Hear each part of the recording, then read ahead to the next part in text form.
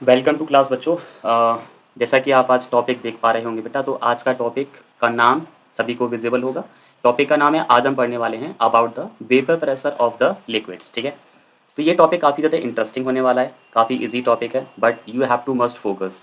आपको चीज़ें स्टार्टिंग से समझनी होंगी और फिर समझने के बाद आप लोगों को सारी चीज़ें यहाँ आ जाएंगी। और आपको पता है कि ये 12th बोर्ड के लिए, IIT JEE जैसे एग्जाम्स जो होते हैं उनके लिए काफ़ी इंपॉर्टेंट टॉपिक ये हो जाता है। ठीक है, सो लेट बिगिन।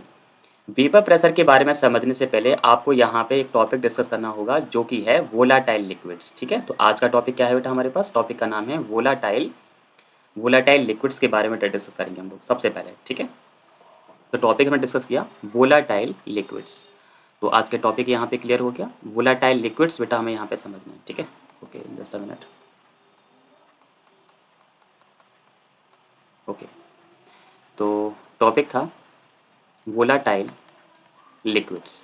तो हम पहले ये डिस्कस करेंगे बेटा कि वोलाटाइल लिक्विड्स जो हैं वो क्या होते हैं, इनके बारे में पहले हमें यहाँ पे समझना होगा। ठीक है, वोलाटाइल लिक्विड्स, क्योंकि वेपर प्रेशर पढ़ना है और वेपर प्रेशर पढ़ना है तो आपको पहले जानना होगा कि वोलाटाइल लिक्विड्स क्या होते हैं। ओके, देखो बेटो, अगर जब भी हम बात कर रहे हों कि वोलाटाइल लिक्विड्स क्या होते हैं तो इनके बारे में कहा जाता है द लिक्विड्स। मतलब यहाँ पे अगर हम यहाँ पढ़ेंगे तो ये कहा जा सकता है द लिक्विड्स, मतलब ऐसे liquids, the liquids which can the liquids which can vaporize, the liquids which can vaporized, the liquid which can vaporized, उन्हें हम क्या कहते हैं, वोलाटाइल लिक्विड्स। यानी कि ऐसे लिक्विड्स जो वेपोराइज हो सकते हो बेटा। ठीक है, तो यहाँ बात हो रही है कि ऐसे लिक्विड्स जो कि क्या हो सकते हो बेटा, वेपोराइज। तो जो लिक्विड वेपोराइज हो सकते हो उन्हीं को हम लोग क्या कहते हैं, वोलाटाइल लिक्विड्स यहाँ पे कहते हैं। फॉर एग्जाम्पल हमारे पास काफ़ी एग्जाम्पल आते हैं, लेकिन उनमें से सबसे फेमस एग्जाम्पल हमारे पास कौन आता है, वाटर। वाटर आपको पता है इजीली वेपोराइज हो जाता है। ठीक है, वाटर के बाद और भी हमारे पास एग्जांपल आ जाते हैं, जैसे कि हमारे पास है इथेनॉल, यानी कि CH3 CH2OH या फिर C2H5OH। एसीटोन आ जाता है, CH3 COCH3 एक्सेट्रा। ठीक है, तो ये तो बेटा हमारे पास हो गए वोलेटाइल लिक्विड्स हो गए। अब एक कंपोनेंट और होते हैं जिनके बारे में और पढ़ना होगा, वो होते हैं हमारे पास नॉन वोलेटाइल कंपोनेंट्स होंगे। क्या होंगे बेटा हमारे पास, नॉन वोलेटाइल कंपोनेंट्स। तो जनरली जो नॉन वोलाटाइल जो होते हैं, जनरली वो सॉलिड्स होते हैं बेटा, नॉन वोलाटाइल सॉलिड्स। तो जनरली जो सॉलिड्स होते हैं आपको पता भी होगा, सॉलिड्स जनरली उनकी जो नेचर होती है वो कैसी होती है, नॉन वोलाटाइल नेचर की होती है। तो अगर इनको डिफाइन करना हो तो इनको डिफाइन कैसे करोगे, आप यहाँ पे कहोगे द कॉम्पोनेंट, मतलब ऐसे कॉम्पोनेंट की हम बात करेंगे, द कॉम्पोनेंट। तो the component which, the component which can not, the component which can not vaporise, यानी कि एक ऐसा कॉम्पोनेंट जो वेपोराइज्ड नहीं हो सकता, उसी को यहाँ पे क्या कहा जाएगा, उसे कहा जाएगा नॉन वोलेटाइल कॉम्पोनेंट कहा जाएगा।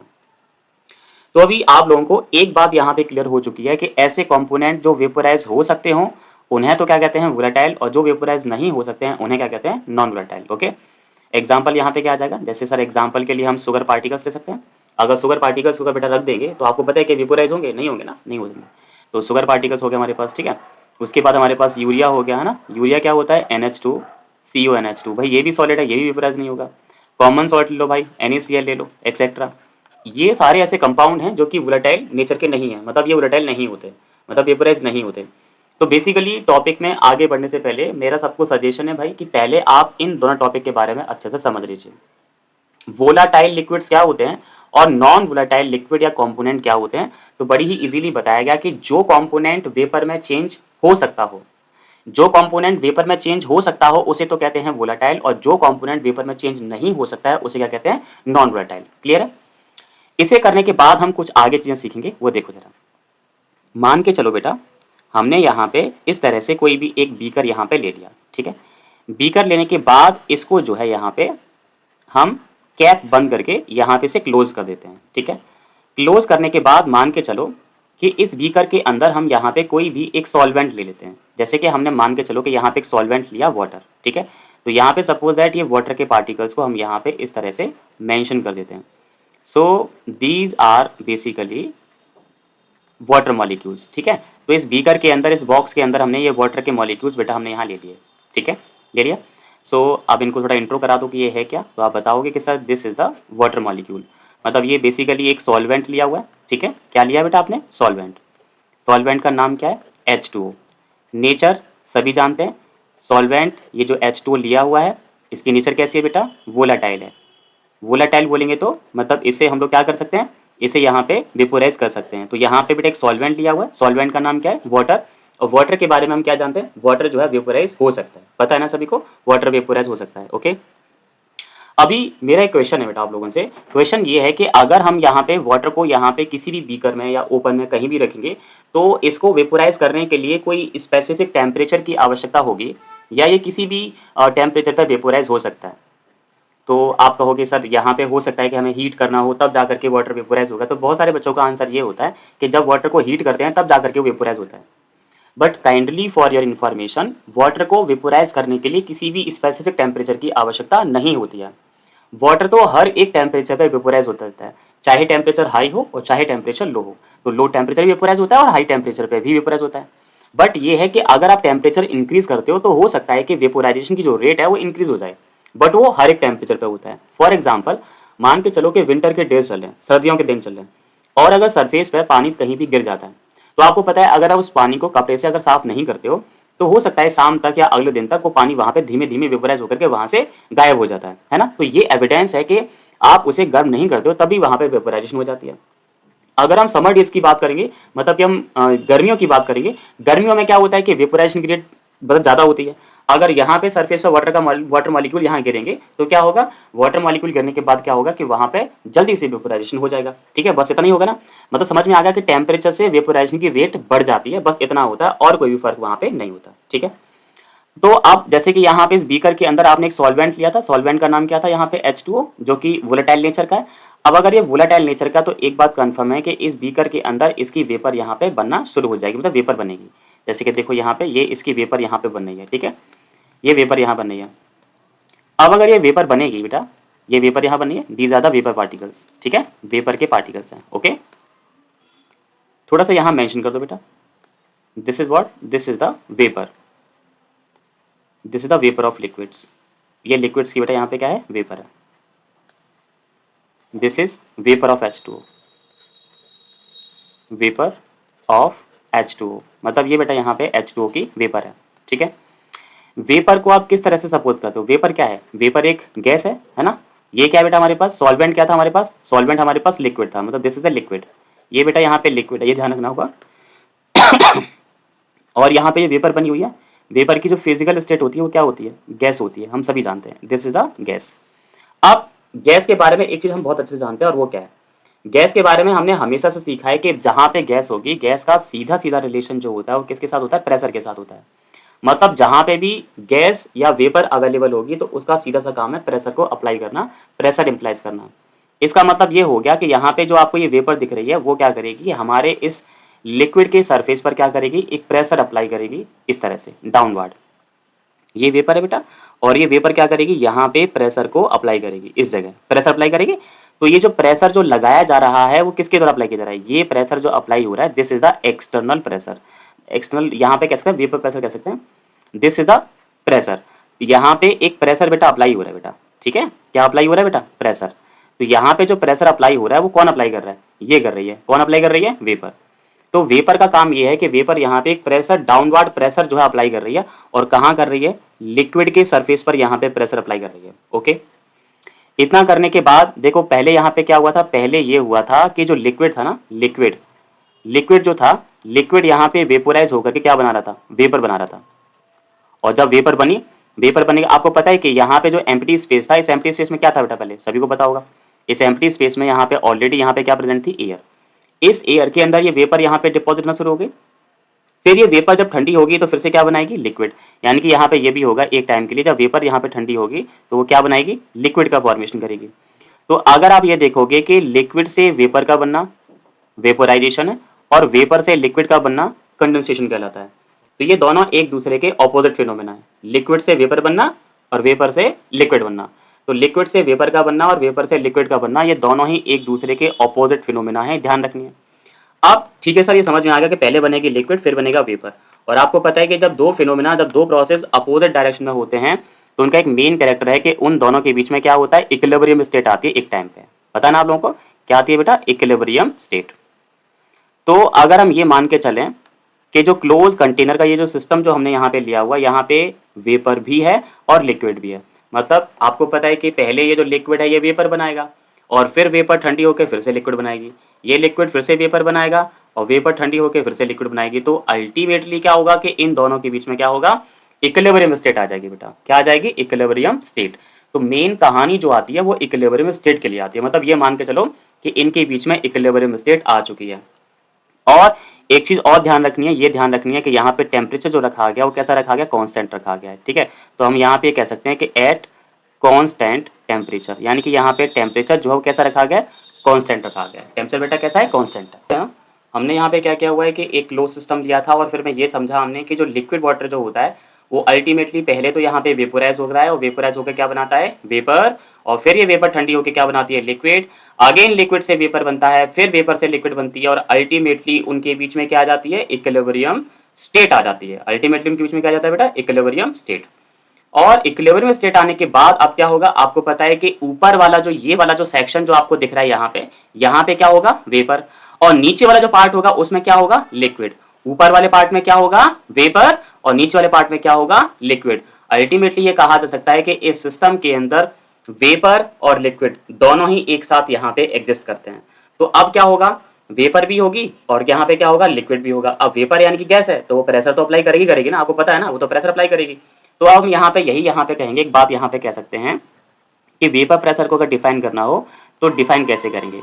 तो अगर हमें वेपर प्रेशर डिफाइन करना है तो हम ये कह सकते हैं, it can be it can it can be defined it can be defined it can be defined as the pressure it can be defined as the pressure it can be defined as the pressure applied it can be defined as the pressure applied by the vapor by the vapor by the vapor at the surface at the surface at the surface of liquid at the surface of liquid at the surface of liquid in equilibrium state in equilibrium state in equilibrium state in equilibrium state in equilibrium state। तो vapour pressure की जो बेटा definition होती है वो ये वाली होती है। दोबारा से इसकी डेफिनेशन को यार डिस्कस करते हैं बेटा, देखो जरा वेपर प्रेशर की डेफिनेशन क्या होती है। वेपर प्रेशर को आगे पढ़ने से पहले बेटा यहाँ पे एक बार फिर से अपना डाउट क्लियर कर लो कि ये जो हमने क्लोज वेसल यानी कि बंद बर्तन जो ले रखा है, जैसे कि मान लो कि ये हमारे पास एक ओपन ये बोतल थी और इसका हमने कैप लगा रखा है, तो कैप लगाने के बाद अब ये हो गया क्लोज हो गया। तो इस क्लोज वेसल के अंदर यहाँ पे ध्यान रखना है कि ये वेपर है बेटा और ये नीचे जो दिख रहा है ये यहाँ पे लिक्विड है। तो इन दोनों के बीच में क्या आ गई है, पहले सपोज कर लेते हैं कि इन दोनों के बीच में इक्विलिब्रियम आ गई है। इक्विलिब्रियम यहाँ पे मेन पार्ट है, ये ध्यान रखना होगा, मेन पार्ट यहाँ पे इक्विलिब्रियम है।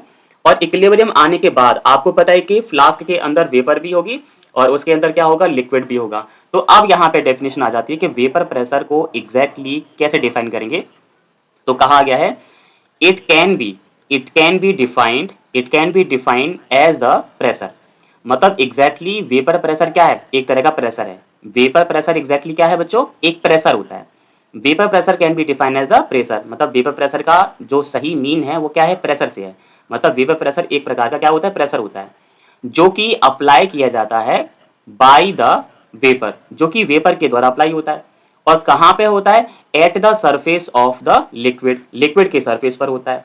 और किस कंडीशन में, इन इक्विलिब्रियम स्टेट। और अगर टेम्परेचर भी अगर यहां अगर लिखना हो तो वो भी लिख सकते हैं एट कांस्टेंट टेम्परेचर। तो एट कांस्टेंट टेम्परेचर। तो ये बेटा एग्जैक्टली यहाँ पे डेफिनेशन है किसकी, वेपर प्रेशर की।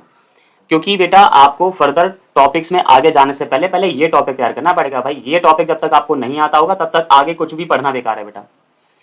तो एक बार फिर से रिवाइज करके मैं स्लाइड को चेंज करता हूं। सबसे पहले आपने जाना आज कि वोलाटाइल लिक्विड क्या होते हैं। तो वोलाटाइल लिक्विड्स वे लिक्विड होते हैं जो कि वेपोराइज हो सकते हैं। नॉन वोलाटाइल लिक्विड या सॉलिड्स कौन से होते हैं, जो कि वेपोराइज नहीं होते हैं। हमने क्या किया, एक कंटेनर लिया। यहाँ तक की बात आपको क्लियर हो चुकी है, आप समझ चुके हो कि वेपर प्रेशर क्या होता है। वेपर प्रेशर की बात करेंगे तो it is only the pressure exerted by the vapour on the surface of the liquid in the equilibrium state at constant temperature. इसके बाद बेटा आपको एक बात और ध्यान रखनी होगी और वो क्या है वो समझो बेटा। इसके बाद आपको ये समझना होगा कि यहाँ पे अगर आप देखोगे तो इसके अंदर मतलब ये जो बीकर था इसके अंदर नंबर ऑफ कंपोनेंट्स की बात करेंगे तो नंबर ऑफ कंपोनेंट्स कितने थे, तो आप देखोगे इसके अंदर नंबर ऑफ कंपोनेंट्स थे केवल 1। तो यहाँ पे केवल 1 कंपोनेंट लिया है। कितना लिया बेटा हमने, यहाँ पे केवल एक ही कंपोनेंट यहाँ पे बेटा हमने लिया हुआ है। ओके, जब केवल एक ही कंपोनेंट लिया जाता है ना बेटा, तो आपको ध्यान रखना है कि यहाँ पे जो भी प्रेशर आएगा, जो प्रेशर लिखा है ना बेटा यहाँ पे जो भी प्रेशर आएगा, इस प्रेशर को हम लोग बोलते हैं the vapour pressure in the pure state. क्या बोलते हैं बेटा, the vapour pressure in pure state, यानी कि प्योर स्टेट का वेपर प्रेशर ये कहलाता है। ठीक है ना बेटा। तो प्योर स्टेट में वेपर प्रेशर क्या होता है, जब हम वेपर प्रेशर को जब अकेले फाइंड आउट कर, मतलब कि बीकर के अंदर केवल एक ही कंपोनेंट प्रेजेंट हो, तब जाकर के वहां पे जो प्रेशर आता है उसे हम कहते हैं वेपर प्रेशर कहते हैं। ठीक है, और इन प्योर स्टेट, और प्योर स्टेट के लिए क्या लगा चलते हैं, नॉट लगा के चलते हैं। ठीक है, आगे हम डिस्कस करते हैं, आगे का टॉपिक जो है वो डिस्कस करते हैं। अब देखो जरा, यहाँ वेपर प्रेशर की करेंगे तो वेपर प्रेशर के लिए कौन कौन से फैक्टर्स यहाँ पे मतलब इफेक्ट करेंगे वेपर प्रेशर को, वो देखते हैं। तो टॉपिक का नाम तो भाई क्लियर है, टॉपिक का नाम है कि वेपर प्रेशर ऑफ लिक्विड क्या होता है, वो तो हम सीख चुके हैं। अब यहाँ पे सीखेंगे कि ऐसे कौन कौन से फैक्टर हैं जो कि वेपर प्रेशर को बेटा इफेक्ट करेंगे। ठीक है ना, सी डायग्राम, डायग्राम को देखो बेटा। अगर यहाँ डायग्राम देखोगे तो इस कंटेनर में हमने यहाँ पे एक लिक्विड लिया हुआ है, और यहाँ पे लिक्विड को देखेंगे तो लिक्विड के थोड़े से मॉलिक्यूल यहाँ पे वेपराइज हो रखे हैं, ये वाले। ठीक है, बहुत थोड़े से मॉलिक्यूल है जो कि वेपराइज हुए हैं। अब देखो कि यहाँ पे हमने क्या किया, इसको हमने हीट देना शुरू किया, मतलब गर्म करना शुरू किया। तो गर्म करने के थोड़ा सा गर्म करने के बाद देखोगे यहाँ पे number of water molecules increase हो गए, यानी कि वेपर का अमाउंट बढ़ गया है। अब तीसरा यहाँ देखोगे, जब उसे एक्सट्रीमली हीट करते हैं तो काफी ज्यादा हीट करने के बाद क्या होगा कि यहाँ पे large number of vapour molecules यहाँ पर होते हैं। तो इन सब से समझ में क्या आ रहा है, इसे समझ में ये आ रहा है कि जैसे जैसे टेम्परेचर हम बढ़ाते जाते हैं तो टेम्परेचर बढ़ाने पर क्या होता है कि वेपर प्रेशर क्या होता है, इंक्रीज होता है। तो अगर यहाँ पे हम बात करेंगे factors factors affecting factors affecting the vapour pressure, यानी ऐसे कौन कौन से फैक्टर हैं जो कि वेपर प्रेशर को क्या करेंगे बेटा, अफेक्ट करेंगे। ठीक है, तो factors affecting the vapour pressure, पहला फैक्टर जो बेटा यहाँ पे आएगा वो आएगा यहाँ पे टेम्परेचर। कौन सा आएगा बेटा यहाँ पे, टेम्परेचर। ओके, टेम्परेचर की बात करेंगे तो टेम्परेचर के साथ आपने देखा कि टेम्परेचर जब बढ़ा रहे हो बेटा, तो टेम्परेचर बढ़ाने पर क्या हो रहा है, वेपर प्रेशर भी तो बढ़ रहा है। तो इस बिहार पर हम ये कह सकते हैं कि टेम्परेचर डायरेक्टली प्रोपोर्शनल होता है वेपर प्रेशर के, या फिर अल्टरनेटिवली आप ये कह सकते हो कि वेपर प्रेशर टेम्परेचर के डायरेक्टली प्रोपोर्शनल होता है, यानी कि जैसे जैसे आप टेम्परेचर बढ़ाओगे वैसे वैसे वेपर प्रेशर भी बढ़ेगा। तो पहला फैक्टर तो बेटा आपको ये ध्यान रखना है। ठीक है, higher the value of temperature larger will be the value of vapour pressure, यानी कि टेम्परेचर जितना ज़्यादा होगा वेपर प्रेशर की वैल्यू बेटा उतनी ही ज़्यादा होगी। पहला फैक्टर हो गया। सेकंड फैक्टर बेटा यहाँ पे आता है हमारे पास, अगर हम टेम्परेचर के बाद अगर हम बात करेंगे, सेकंड जो हमारे पास आएगा वो आएगा बेटा मॉलिक्यूलर इंटरेक्शन। जो नेक्स्ट हमारे पास जो फैक्टर है बेटा वो है मॉलिक्यूलर इंटरेक्शन। क्या आएगा बेटा, मॉलिक्यूलर इंटरेक्शन हमारे पास नेक्स्ट फैक्टर है। सर मॉलिक्यूलर इंटरेक्शन क्या होता है, मॉलिक्यूलर इंटरेक्शन का मतलब होता है जैसे कि मान लो कि हमारे पास एक मॉलिक्यूल ये है और एक मॉलिक्यूल ये है। अब आपको पता है कि मॉलिक्यूल्स के बीच में एक फोर्स काम करता है जो कि दोनों को होल्ड रखता है। तो यहाँ पे दोनों के बीच में अगर आप ये देखोगे कि यहाँ पे एक तरह का फोर्स काम कर रहा है जो कि अट्रैक्शन फोर्स होता है, मॉलिक्यूल को बांध रखता है। तो हम यहाँ पे कह सकते हैं force of attraction, force of attraction, force of attraction acting between the molecule, force of attraction acting between the molecule, देखिए मॉलिक्यूल के बीच में एक तरह का फोर्स काम करता है ना, जिसे हम लोग क्या बोलते हैं, इसे कहते हैं मॉलिक्यूलर इंटरेक्शन। क्या बोलते हैं बेटा, मॉलिक्यूलर इंटरेक्शन। तो मॉलिक्यूलर इंटरेक्शन क्या है, बेसिकली मॉलिक्यूलर इंटरेक्शन एक ऐसा फोर्स होता है जो दो मॉलिक्यूल्स को बांध करता है। अब मान के दो मॉलिक्यूल्स हैं आपके पास, अगर मॉलिक्यूलर इंटरेक्शन जब ज़्यादा होगा तो मॉलिक्यूल के लिक्विड को छोड़ने की, जिसे एस्केपिंग टेंडेंसी कहते हैं, वो एस्केपिंग टेंडेंसी कैसी होगी, कम होगी। भाई मॉलिक्यूल्स के बीच में फोर्स ज़्यादा है तो उसे छोड़ के जो जाएगा तो छोड़ के जाने की, यानी कि जो एस्केपिंग टेंडेंसी है वैसी होगी, कम होगी। और जब यही इंटरेक्शन कम होगा, थोड़ा होगा, वीक होगा, तो एस्केपिंग टेंडेंसी कैसी होगी, ज़्यादा होगी। तो अगला जो फैक्टर है जो कि वेपर प्रेशर को अफेक्ट करेगा वो है मॉलिक्यूलर इंटरेक्शन। और कैसे करता है वो देखो जरा, याद रखना होगा कि वेपर प्रेशर है बेटा वो इनवर्सली प्रोपोर्शनल होता है प्यारे बच्चों, किसके, मॉलिक्यूलर इंटरेक्शन के, मॉलिक्यूलर इंटरेक्शन। तो मॉलिक्यूलर इंटरेक्शन जितना ज़्यादा होगा वेपर का अमाउंट उतना ही कम बनेगा, अल्टीमेटली वेपर प्रेशर उतना ही कम आ जाएगा। और तीसरा फैक्टर यहाँ पे जो आता है बेटा वो आता है presence of non volatile liquid, presence of non volatile liquid, presence of non volatile liquid, ये बेटा यहाँ पे तीसरा फैक्टर है। यानी कि अब यहाँ पे इसको समझने के लिए पहले एक चीज देखते हैं। यहाँ पे, यहाँ देखो बेटा, इस वाले बीकर को देखो बेटा, इस बीकर में देखोगे तो आपने यहाँ पे एक प्योर वाटर यानी कि लिया हुआ, मतलब इसमें कोई भी और कंपोनेंट डिजोल्व नहीं है। और ये पी, ये प्रेशर बस मीटर है यहाँ पे, तो आप देखोगे प्रेशर की वैल्यू यहाँ पे कुछ ना कुछ है। जैसे कि मान लो कि यहाँ पे क्योंकि प्योर स्टेट में है, तो प्योर स्टेट का जो वेपर प्रेशर होता है किससे शो करते हैं, पी नॉट से शो करते हैं। अब आपने देखा कि यहाँ पे एक सॉल्यूशन बनाएगा, सॉल्यूशन बनाने के लिए पानी के अंदर हमने सोडियम क्लोराइड के पार्टिकल्स भी मिला दिए। तो ये देखो, ये जो ऑरेंज बॉल्स आपको दिख रहे हैं, ये यहाँ पे सोडियम क्लोराइड के पार्टिकल्स हैं। और सोडियम क्लोराइड के बारे में हमें एक चीज पता है, हमने थोड़ी देर पहले पढ़ी थी कि NaCl जो है वो क्या है, कैसा है। NaCl बेटा एक नॉन वोलाटाइल सॉल्यूट है, ये जानकारी हमें है बेटा। और नॉन वोलाटाइल सॉल्यूट का मतलब ये होता है कि वेपोराइज नहीं होता है, वेपोराइज नहीं होता है। और जब ये वेपोराइज नहीं होगा तो देखो, एक तो ये खुद वेपोराइज नहीं होगा, तो इसकी वेपर नहीं बनेगी, और जब ये वेपर नहीं बनेगी तो ये वेपर के लिए कंट्रीब्यूट नहीं करेगा और वेपर प्रेशर नहीं आएगा इसकी वजह से। लेकिन बेटा जब इसके नीचे की जो ब्लू बॉल्स आपको दिख रही है, ये खुद भी वेपोराइज नहीं होगा, और इसके नीचे की जो बॉल्स आपको दिख रही है, ये उसको भी वेपोराइज होने से रोक देगा। अल्टीमेटली यहाँ पे जो स्पेस आपको दिख रहा है, वहां पे वेपर का अमाउंट कम हो जाएगा। तो यहाँ पे presence of non volatile liquid या नॉन वोलाटाइल, यहाँ पे कोई भी अगर सॉल्यूट है तो उसकी प्रेजेंस से क्या होता है, उसकी प्रेजेंस से वेपर का अमाउंट कम हो जाता है, और वेपर का अमाउंट कम होने से क्या होता है, वेपर प्रेशर डिक्रीज हो जाता है, यू कैन सी। तो आपको ध्यान रखना है कि presence of non volatile liquid या सॉल्यूट क्या करती है, वेपर प्रेशर को डिक्रीज कर देती है। मॉलिक्यूलर इंटरेक्शन की बात करिए तो वो इनवर्सली प्रोपोर्शनल होता है। जब मॉलिक्यूलर इंटरेक्शन ज्यादा होगा तो वेपर प्रेशर कम होगा, और जब मॉलिक्यूलर इंटरेक्शन जब कम होगा तो वेपर प्रेशर ज्यादा होगा। और टेम्परेचर के डायरेक्टली प्रोपोर्शनल होती है, टेम्परेचर जितना ज्यादा होगा वेपर प्रेशर उतना ही ज्यादा होगा। ठीक है, तो यहाँ पे आपको समझ में आ गया कि कौन कौन से फैक्टर्स होते हैं जो कि वेपर प्रेशर को यहाँ पे अफेक्ट करते हैं। ठीक है, आगे बढ़ते हैं बेटा। आगे यहाँ पे टॉपिक देख पा रहे होंगे, टॉपिक का नाम है Raoult law of A solution of volatile liquid, है ना। तो सबसे पहले आपको यही समझना होगा कि टॉपिक का जो नाम है, जैसा कि आप यहाँ देख पा रहे हो, यहाँ पे हम पढ़ने वाले हैं बेटा राउल्ट लॉ। ठीक है, क्या पढ़ने वाले, राउल्ट लॉ। लेकिन राउल्ट लॉ जो पढ़ा जा रहा है वो किसके लिए पढ़ा जा रहा है, तो ये देखो बेटा, यहाँ पे है हमारे पास वोलाटाइल लिक्विड्स। क्या है बेटा हमारे पास, वोलाटाइल लिक्विड्स। इसको समझने के लिए क्या करते हैं वो देखो जरा, लिसन स्टूडेंट्स। सबसे पहले हमने यहाँ पे क्या किया, इस तरह से जैसे कि अभी किया था, यहाँ पे एक क्लोज कंटेनर हम यहाँ बना लेते हैं। ठीक है, यहाँ बेटा हमने एक क्लोज कंटेनर इस तरह से यहाँ बना लिया। ओके, ये बेटा हमने यहाँ पे क्लोज कंटेनर यहाँ पे इस तरह से बना लिया। इस क्लोज कंटेनर के अंदर सबसे पहले हम ले लेते हैं बेटा एक सॉल्वेंट। तो मान के चलो कि सॉल्वेंट के पार्टिकल्स यहाँ हैं, और आपको पता है कि सॉल्वेंट जब भी बात आती है तो सॉल्वेंट के लिए हम वाटर को यहाँ पे कंसिडर करके चलते हैं। तो मान के चलो कि ये वाटर के पार्टिकल्स हैं। ठीक है, वाटर के मॉलिक्यूल्स के पार्टिकल्स हैं। तो हमने यहाँ पे लिखा सर दिस इज सॉल्वेंट। ये क्या है बेटा हमारे पास, ये सर सॉल्वेंट है। सॉल्वेंट को किससे रिप्रेजेंट करते हैं बेटा, ए से करते हैं। ठीक है, एक बात हो गई। और दूसरी बात ये है कि सॉल्वेंट को ये मान के चलो, वैसे तो आप जानते ही हैं सॉल्वेंट कैसा होता है बेटा, वोलाटाइल होता है। क्या होता है बेटा, वोलाटाइल। अब ये भी के चलो कि आपने इसका कितना अमाउंट है, तो मान के चलते हैं कि इस सॉल्वेंट का जो यहाँ पे मोल फ्रैक्शन है, जो कि इसके अमाउंट को बताता है कि सॉल्वेंट आपने कितना लिया है, तो मान के चले कि बेटा वो हमारे पास XA है। XA, क्योंकि मोल फ्रैक्शन को आप जानते हैं कि X से शो करते हैं, और कंपोनेंट A है तो उसका जो मोल फ्रैक्शन है, मोल फ्रैक्शन का मतलब अमाउंट कितना है, XA है। और आपको पता है कि वोलेटाइल है, मतलब वेपर बनाएगा।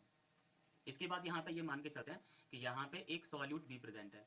अब सॉल्यूट के पार्टिकल्स को हमने इस तरह से बना लिया, जो ग्रीन बॉल्स जो आपको दिख रही हैं, ये जो ग्रीन बॉल्स हैं बेटा, ये सॉल्यूट के पार्टिकल्स को यहाँ पे दिखाती हैं। These are solute particles. ठीक है बेटा, ये क्या है हमारे पास, सॉल्यूट के पार्टिकल्स। तो ये बेटा हमने यहाँ पे सपोज एक सॉल्यूट यहाँ पे ले लिया, सॉल्यूट है ना, सॉल्यूट ले लिया। सॉल्वेंट के फॉर्म में सपोज करके चलते हैं कि सॉल्वेंट जो लिया था वो आपने लिया था यहाँ पे वाटर, ये मान के चलो।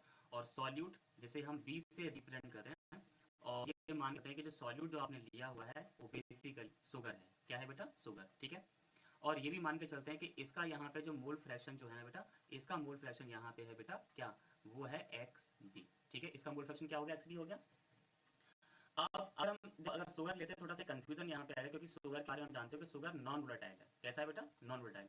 लेकिन ऊपर जो टॉपिक चल रहा है वो चल रहा है कि हम यहाँ पे डिस्कस करने वाले हैं दोनों ही जो लिक्विड्स हैं वो कैसे होना चाहिए, वोलेटाइल होना चाहिए। तो एक काम करो, यहाँ पे शुगर को हटा करके यहाँ पे आप सपोज कर लो कि इथेनॉल है। इथेनॉल मतलब एल्कोहल है, और एल्कोहल हम जानते हैं आप, एल्कोहल कैसा होता है, वोलेटाइल नेचर का होता है, मतलब वेपोराइज हो सकता है।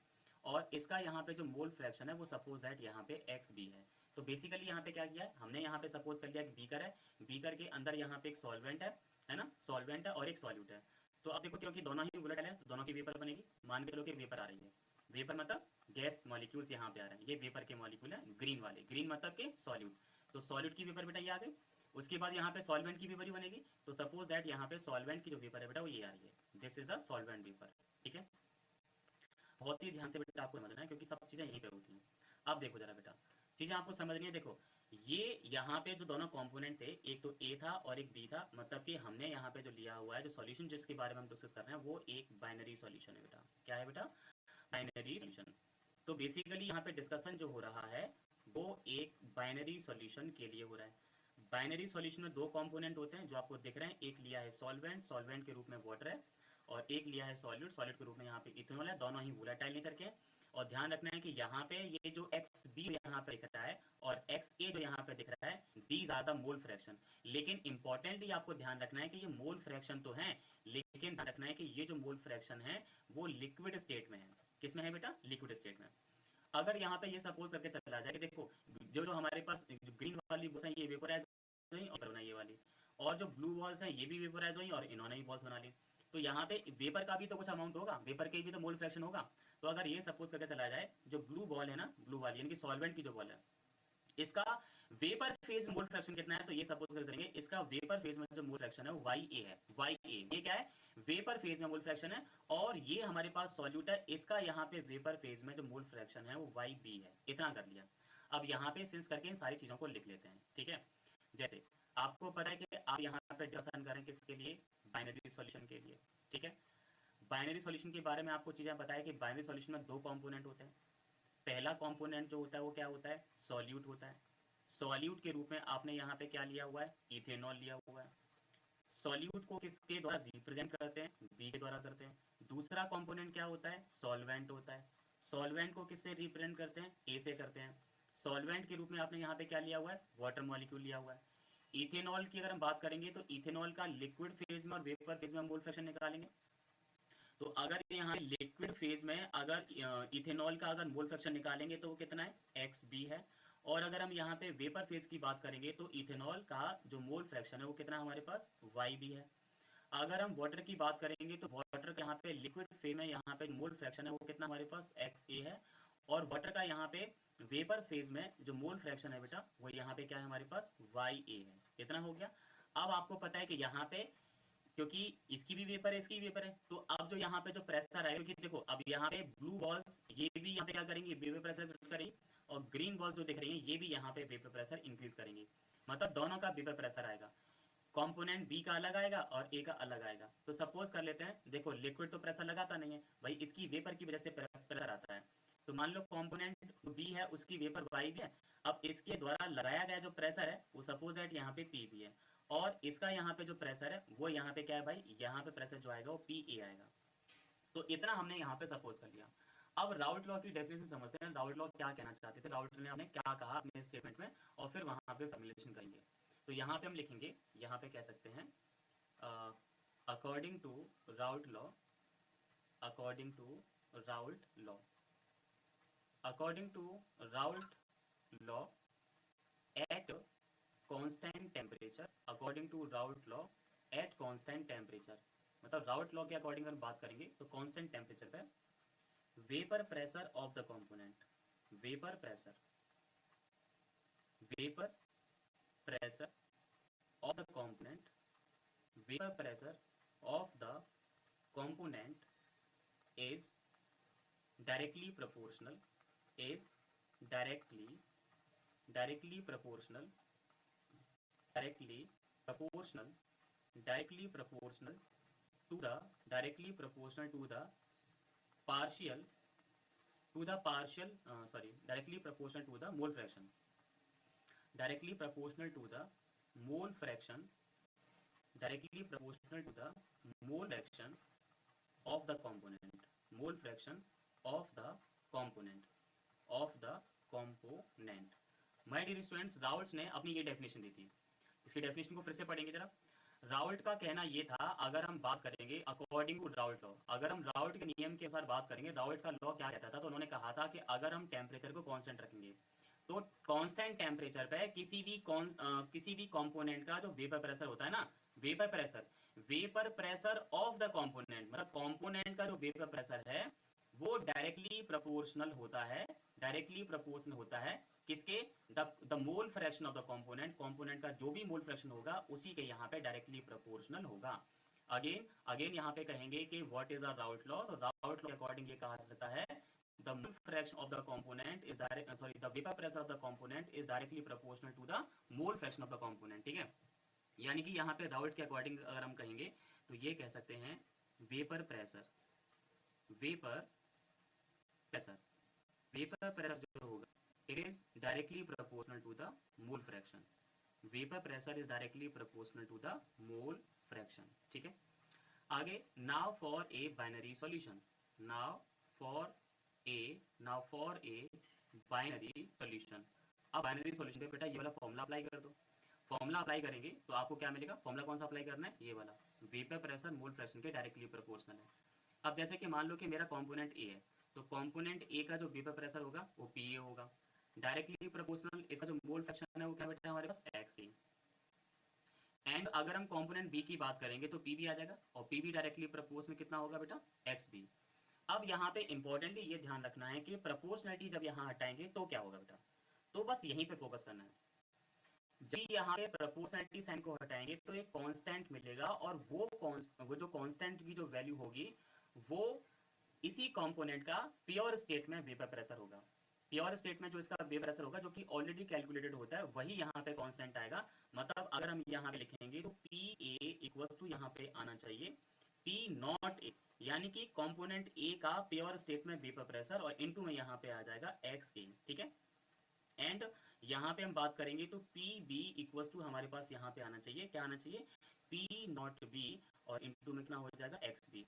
यही यहाँ पे राउट लॉ के पहले फॉर्मूले हैं जो कि न्यूमेरिकल्स में बेटा अप्लाई हो जाते हैं, ठीक है। तो अगर इसी फॉर्मूले को अगर यहाँ पे और भी डिफाइन किया जाए तो इसके अकॉर्डिंग हम यहाँ पे कह सकते हैं अकॉर्डिंग टू राउट लॉ, मतलब राउट लॉ की दूसरी डेफिनेशन, एक डेफिनेशन तो यहाँ पे लिखी हुई है, अब दूसरी definition according to Raoult law, मतलब दोनों में से कोई भी आप यहाँ पे लिख सकते हैं। According to Raoult law vapour pressure, पहले तो यहाँ पे कांस्टेंट टेम्परेचर लो बेटा, at constant temperature, according to Raoult law at constant temperature, according to Raoult law at constant temperature vapour pressure of the component, vapor pressure of the component is equal to is equal to the product is equal to the product of mole fraction of the component, mole fraction of the component multiplied by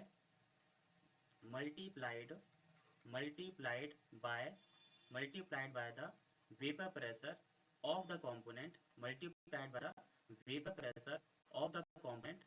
vapor pressure of the component in pure state। तो बेटा ये भी राउट law की ही एक दूसरी definition है, और उसका एक अनदर फॉर्म यहाँ पे दिखती है। इस डेफिनेशन में क्या कहा गया, जरा पढ़ेंगे, जरा दोबारा पढ़ेंगे बेटा, ये क्या कहने की कोशिश कर रही है वो देखो जरा। इस डेफिनेशन में यहाँ पे कहा गया, लेट अस बी डिस्कस, ये कहना चाह रहा है कि अगर हम राउट लॉ के अनुसार अगर हम कह सकते हैं तो ये कह सकते हैं एट कांस्टेंट टेम्परेचर, मतलब टेम्परेचर तो कांस्टेंट रहेगा, देखो यहाँ पे भी टेम्परेचर कांस्टेंट था और यहाँ पे भी टेम्परेचर कांस्टेंट रहेगा। वेपर प्रेशर जो है यानी कि पी बी या फिर पी ए, ये जो है बराबर होते हैं, किसके बराबर होते हैं, द प्रोडक्ट के, मतलब प्रोडक्ट हो रहा है किसके साथ प्रोडक्ट हो रहा है भाई, पी नॉट बी का और एक्स बी का। पी नॉट बी क्या है, वेपर प्रेशर है प्योर स्टेट में, और एक्स बी क्या है, मोल फ्रैक्शन। तो कहा गया है मोल fraction of the component and multiply by vapour pressure of the component in pure state. यानी कि अगर हम मोल फ्रैक्शन को प्योर स्टेट वाले वेपर प्रेशर से अगर मल्टीप्लाई कर देते हैं तो वहां पे vapour pressure of the component यहाँ पे निकल के आ जाता है। अब इसके लिए यहाँ पे एक मैथमेटिकल एक्सप्रेशन भी है, उसको हम डिस्कस करेंगे। So let begin. अब यहाँ पे डिस्कस करेंगे मैथमेटिकल एक्सप्रेशन। जो हमारे पास मैथमेटिकल एक्सप्रेशन जो होता है राउट लॉ का, वो क्या होता है वो देखो जरा बेटा, मैथमेटिकल एक्सप्रेशन। तो हम राउट लॉ के बेटा मैथमेटिकल एक्सप्रेशन को यहाँ पे डिस्कस करेंगे, क्या होता है वो देखो जरा। अभी हमने जो फॉर्मूले सीखे और वो क्या क्या सीखे थे, हमने यहाँ पे सीखा था पी ए वस्तु कितना है बेटा, P not A into XA, ठीक है, यही सीखा था हमने। और PB के बारे में क्या सीखा था, PB इक्वल्स टू हमारे पास बेटा आएगा P not B into XB। इन्हें हम मानेंगे इक्वेशन 1 एंड 2। याद रखना ये दोनों अलग से सेपरेट फॉर्मूले हैं जो कि न्यूमेरिकल्स में यूज होते हैं। दीज आर द फॉर्मूलेज, ठीक है, ये फॉर्मूले हैं बेटा जो न्यूमेरिकल्स में यूज होंगे। अब अगर हम यहाँ लिखेंगे टोटल वेपर प्रेशर, क्या निकालेंगे, total vapour pressure of the solution, total vapour pressure of the solution, of the solution, यानी कि सॉल्यूशन का आपको टोटल वेपर प्रेशर निकालना है। तो टोटल वेपर प्रेशर जब निकालोगे तो उसके लिए क्या करना होगा, जो भी यहाँ पे पार्शियल वेपर प्रेशर है वो P और PB को यहाँ पे ऐड कर दोगे। तो PT इक्वल्स टू कितना आएगा, PA और प्लस यहाँ पे कितना जाएगा PB। तो बेटा ये PT equals to PA plus PB ये भी अपने आप में एक फॉर्मूला है बेटा, ये आ जाएगा हमारे पास इक्वेशन नंबर 3। अब क्या करेंगे, यहाँ पे P और PB की वैल्यू लगा दो बेटा। तो वैल्यू जब लगाएंगे तो यहाँ पे PT equals to PA, PA की वैल्यू कितनी है बेटा हमारे पास, P not A into X A, और PB की वैल्यू कितनी है, P not B into x B. Okay, अब सिंस करके हमने ये पढ़ा था कि एक्स ए और प्लस एक्स बी की जो वैल्यू होती है वो कितनी होती है, 1 होती है। समझने वाली बात यह है कि अगर यहाँ पे टोटल वेपर प्रेशर निकालना हो सॉल्यूशन का तो आपको 4 चीज़ों की वैल्यू आवश्यकता होगी। एक तो P नॉट ए चाहिए होगा, P नॉट बी चाहिए होगा, एक्स ए चाहिए होगा और एक्स बी। अगर हम चाहें तो इसे थोड़ा शॉर्ट कर सकते हैं, जैसे कि यहाँ पे अगर हम एक्स ए की वैल्यू निकालते हैं तो एक्स ए की जो वैल्यू आएगी वो कितनी आ जाएगी, 1 माइनस एक्स बी आएगी। अब इस वैल्यू को उठा करके इस वाले फॉर्मेटा रख दो, तो यहाँ आप देखोगे तो फॉर्मूला यहाँ पे क्या बनेगा, यहाँ बनेगा पी टी इक्वल्स टू, यहाँ पे P naught A, x A की वैल्यू पुट करी बेटा हमने, तो एक्स ए की जो वैल्यू है वो कितनी है, 1 माइनस एक्स बी, ठीक है। और ऑलरेडी हमारे पास क्या चल रहा है बेटा, P नॉट बी और यहाँ पे x b. P naught a का इसमें मल्टीप्लाई कर दो तो फॉर्मूला क्या बनेगा, पी टी इक्वल्स टू कितना आ जाएगा, P नॉट ए 1 से इंटू करेंगे तो आ जाएगा, और माइनस एक्स बी से इंटू करेंगे तो कितना आ जाएगा, P नॉट ए इंटू में कितना हो जाएगा एक्स बी, और प्लस पे क्या चल रहा है, P naught b into x b. अब देखो ये भी एक्स बी वाला फंक्शन है और ये भी एक्स बी वाला है, तो इनको पास पास लिख लो, प्लस वाला पहले माइनस वाला बाद में।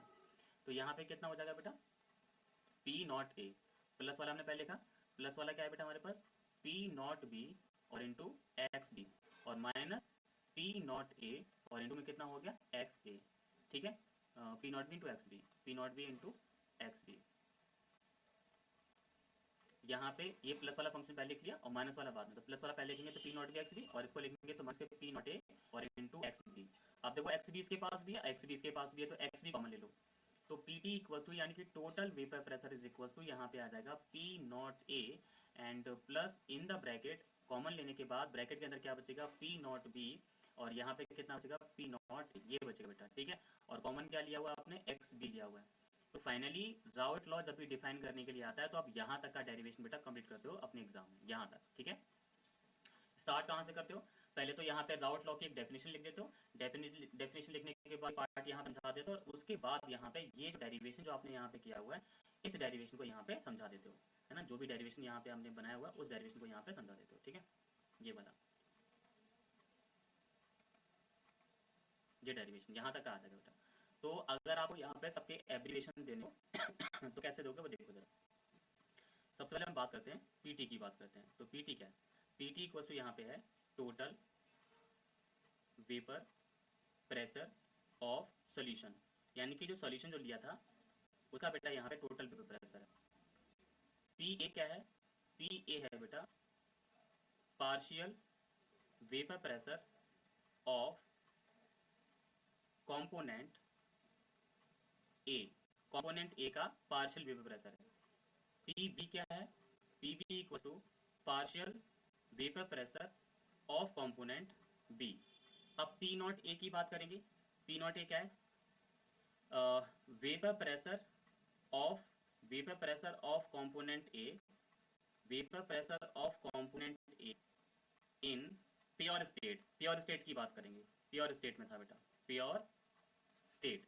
और अगर हम बेटा हम यहाँ पी बी की बात करते, पी नॉट बी की बात करते हैं, so this is the vapour pressure of the component B in pure state.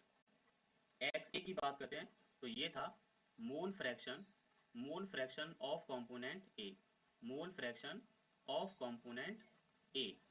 और यहाँ पे एक चीज और मेंशन कर दो, in liquid state, liquid state में था, एक्स के लिए लिक्विड आ जाएगा। और उसके बाद यहाँ पे एक्स बी की बात करेंगे, सो this is the mole fraction of the component B in liquid state. तो ये इनके सबके एब्रीविएशन थे, ठीक है। इतना करने के बाद यहाँ पे एक चीज और आ जाती है, वो ये आ जाती है कि अगर क्या होगा कि अगर आपसे ये पूछा जाए, मोल फ्रैक्शन पूछी जाए, मोल fraction of components, mole fraction of components, mole fraction of components in vapour phase, यानी कि जब हमारे कंपोनेंट वेपर फेज में थे तब उनके यहाँ पे मोल फ्रैक्शंस क्या होंगे, ये निकालने के लिए कहा जाए तो कैसे निकालोगे बेटा। सिंपल सी बात आपको ध्यान रखनी है, जैसे कि मान लो कंपोनेंट ए है और उसका हमें मोल फ्रैक्शन निकालना है, वेपर फेज में निकालना है, तो उस कंपोनेंट का पहले तो लेंगे पार्शियल प्रेशर और उसमें टोटल प्रेशर से डिवाइड कर देंगे, ठीक है। इसी तरह से अगर आपको यहाँ पे वाई बी निकालना हो तो वाई बी निकालने का फॉर्मूला है, यहाँ पे आ जाएगा बेटा आपका पी बी और अपन में कितना हो जाएगा पी टी। यानी कि अगर आपको वेपर फेज में अगर कंपोनेंट्स के मोल फ्रैक्शन निकाल लो, वेपर फेज में ध्यान रखना, वेपर फेज में, तो वहां पे आप पार्शियल प्रेशर लेकर के टोटल से डिवाइड कर देते हो। अगर इनको चाहो थोड़ा सा और मॉडिफाई कर सकते हो, क्या कर सकते हो, वाई ए इक्वल टू, जैसा कि आपको पता है पी ए की वैल्यू आप जानते हो, पी ए की वैल्यू कितनी थी, पी ए की वैल्यू होती है P not A into X A, ठीक है। और पी टी की वैल्यू की बात करेंगे तो पी टी की वैल्यू होती है p a plus p b, यही तो होती है। एंड यहाँ पे ऐसे ही अगर आप यहाँ पे वाई बी की बात करोगे तो वाई बी इक्वल टू हमारे पास आ जाएगा पी नॉट बी और इनटू में यहाँ पे हो जाएगा एक्स बी और अपॉन में यहाँ पे पी टी की जो वैल्यू होगी वो होगी पी ए और प्लस यहाँ पे क्या होगा पी बी होगा, ठीक है।